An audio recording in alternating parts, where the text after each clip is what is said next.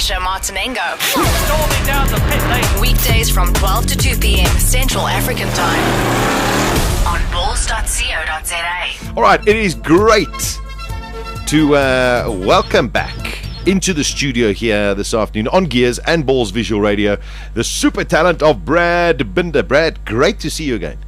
Good to be back. Yeah, it looks like you got a bit of a suntan, summer, holidays. Coming back to South Africa in the cold was quite a shock, to be honest. I can imagine. I mean, because you've had basically most of your European season over there now. Yeah, you know, with Europe it's either pouring with rain, and where I live in Spain, most of the days have been 35 degrees.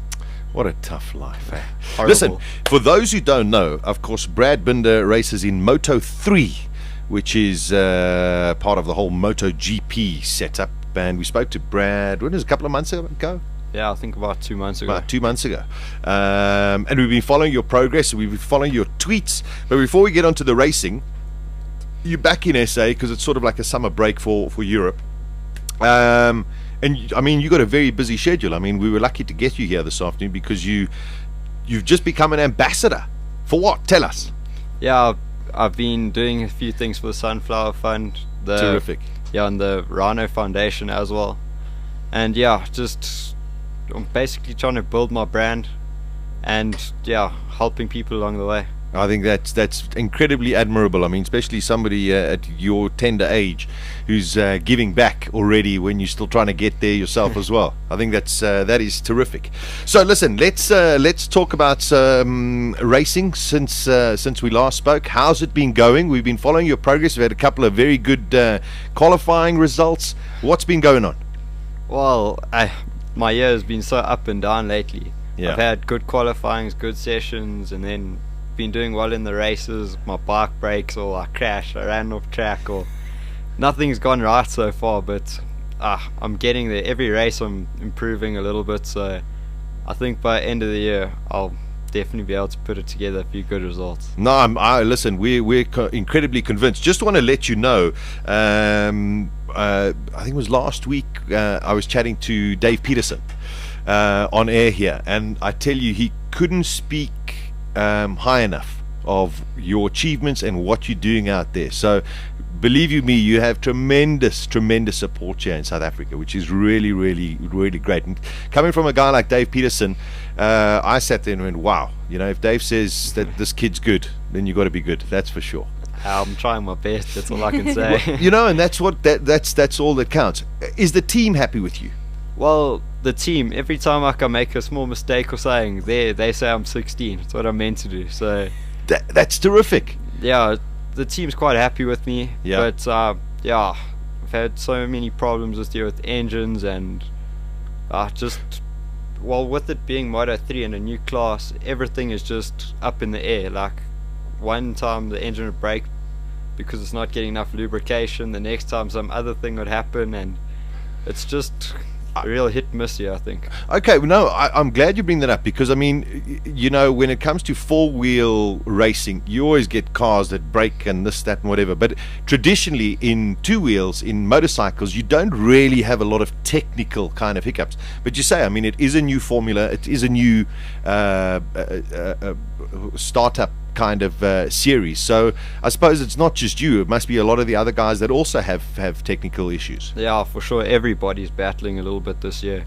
Just because, I mean, at the start of the year, Moto 3 is brand new, so no one knows what works. Everybody's trying new things. It's difficult. No, listen, we can see it. We watch it every other weekend.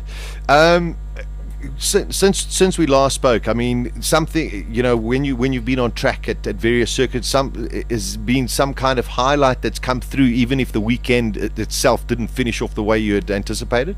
Well, for the last 3 years, my biggest problem has been every time it rains, I've battled and I've come nowhere. But somehow at Saxonring, well, throughout the year, I've started to just get more confident in the wet weather. And Saxonring, I ended up putting it 6th, so second row of the grid was the best I'd ever qualified, which I was really happy with. So yeah, it's a good one. Yeah, it's amazing because I remember when you were in here the last time, we were talking about rain, you know, because traditionally you come from South Africa, you don't have a lot of wet kind of races.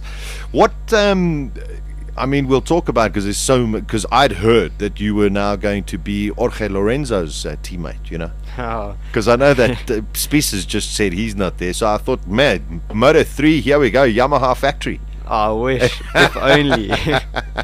Yeah, I mean, there's lots of rumors going around, but I mean, you're going to be in Moto3 for a bit longer, that's for sure. Yeah, well, the ideal situation would be one more year in Moto3 and then up to Moto2. Yeah. So yeah, that's my overall. But listen, what is with you guys in Moto3? I sometimes wonder if you guys have brains. Have you ever watched these guys, Daisy? Have you ever watched them? Well, to me, it's all, I don't know they sit how there, many brain like, cells there. It's like 35 guys on the grid there, revving these engines. Oh, the lights go out, and all of them, even the guy right in the back, reckons he can get through the first corner first. So suicidal. I mean, it's just unbelievable, the bravery. You know, this is why we're called balls, because you've got to have balls to ride those bikes. That's for sure. In terms of racing against the other guys, Brad, have you noticed that maybe there are a couple of the guys that you're racing against that you're learning from, or you sit there and think, geez, I've got to stay out of this guy's way, or is there somebody that you've identified to sit there and say, sure, that guy's really knows what he's doing, let me try and follow and see what they're doing? Well, the thing is, with the lap times being so close, everybody seems to be same kind of level. Yeah, there's no one fast in Moto3 and there's no one incredibly slow either.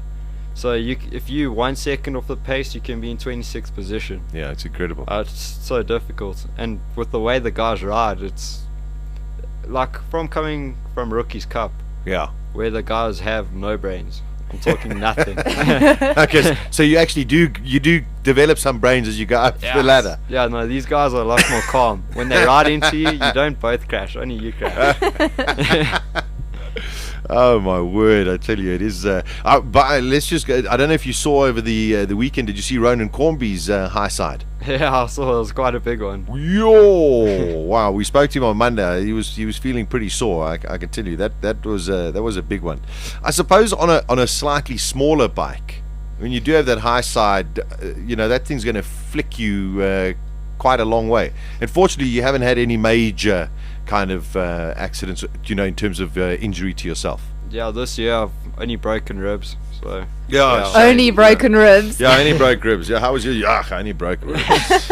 No stress. It's not an arm or a leg. Yeah, I didn't break. Yeah, at least I didn't, fracture my wrist or anything like that. I mean, this is how these guys speak, Daisy. I mean, it's just incredible. It's crazy. I wanted to ask you about tires because tires in all forms of motorsport are critical. A lot of people sit there, they're 4 pieces of rubber, but we know they're not.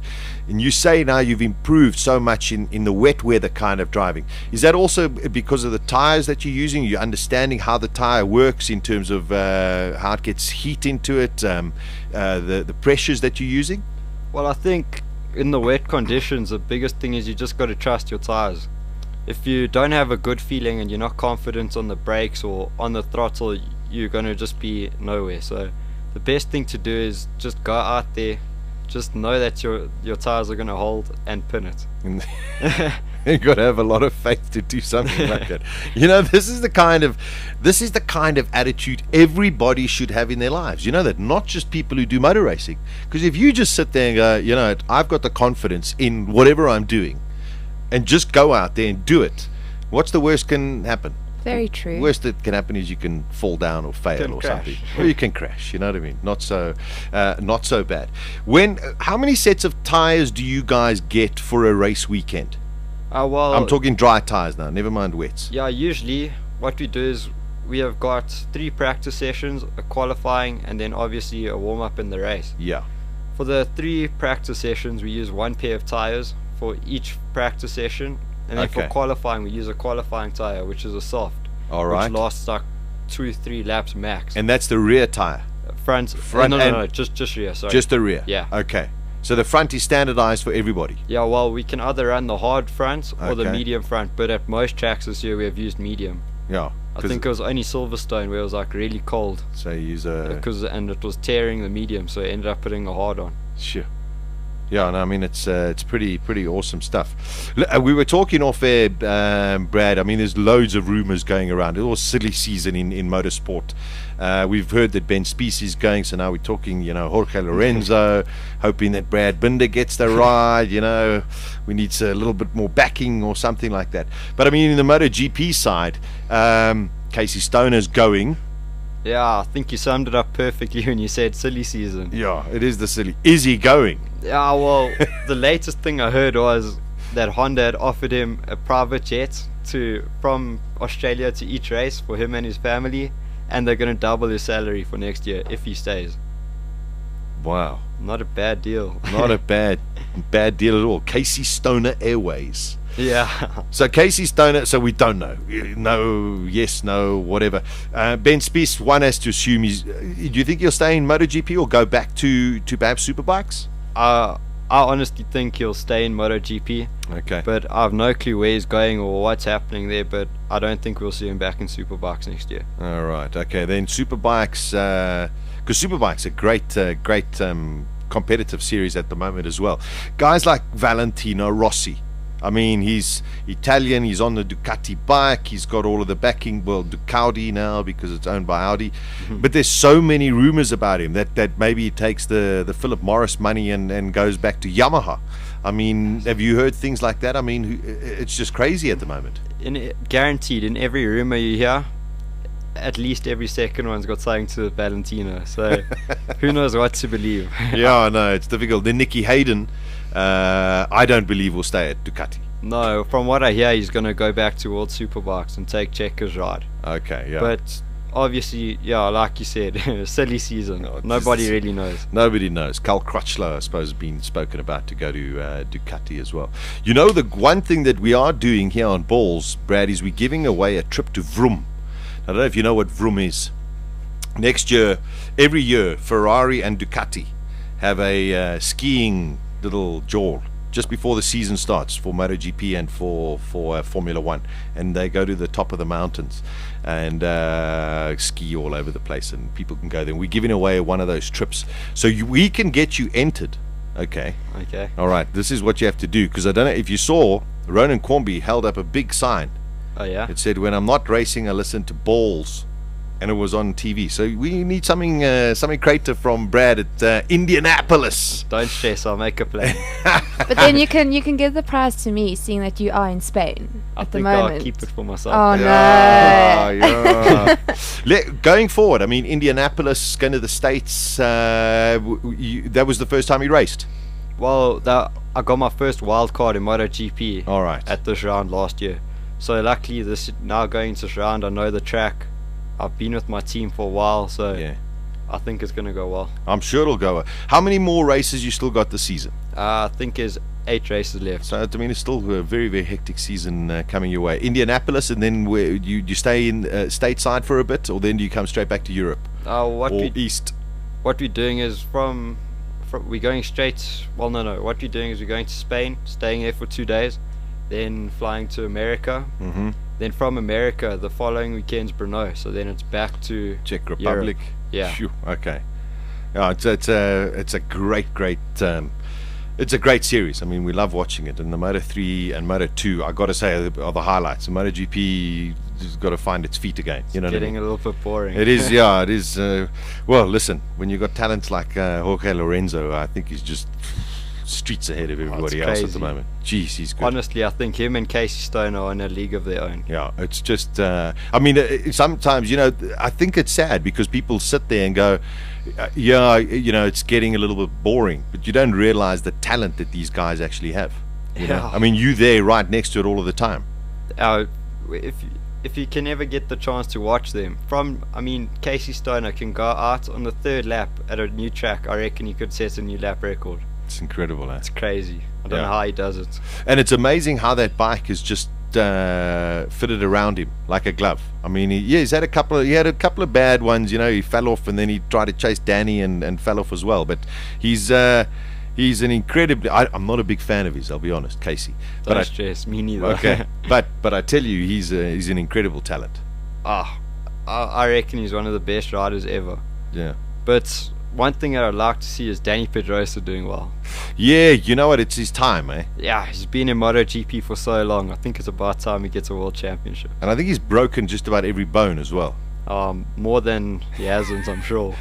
Yeah, I think I suppose he was a bit unlucky that Jorge Lorenzo just arrived at the time when Danny was just about to, like, oh well, you know, Danny's going to take over from Valentino Rossi, and all of a sudden Jorge Lorenzo arrived. Oh, that's another one of the crazy rumors that I've heard, that Pedrosa hasn't got a ride for next year at the HRC. Ooh. But he's been so loyal to Honda over the last how many years, I'm pretty sure they'll make a plan for him. One would, I mean, especially with a Repsol sponsorship, but you know, that's for another time.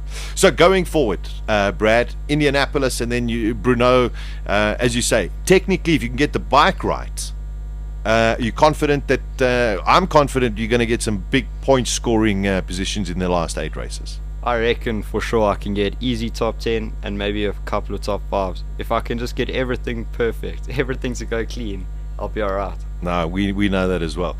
Listen, Brad has very, very generously brought us in his racing tops over here. So we've got 2 of them. There we go. You can see them on camera. We've got 2 of them. We're going to get Brad to sign them. And then later on in the, I think, well, maybe later on in the show, otherwise before maybe we get to Indy, we'll pose out some questions or whatever, so we get most of the people watching you as well. We'll give those away. So it's very, very kind of you, Brad, for bringing them in. And listen, congrats on the flower, what's it, the foundation, your ambassadorial role, Sunflower Fund. Sunflower Fund. Do you know my mom's mom actually started that fund? Really? Yeah, her son Christopher Corlett died at the age of 17, and she started it. Wow, that's amazing. Yeah, it is amazing. So it's been going for a long, long time. Very good that you're helping at such a young age. Not that I'm much older, but yeah, it's awesome. No, I think it's terrific. Yeah, well done, and being the ambassador for it as well, and also the rhino poaching.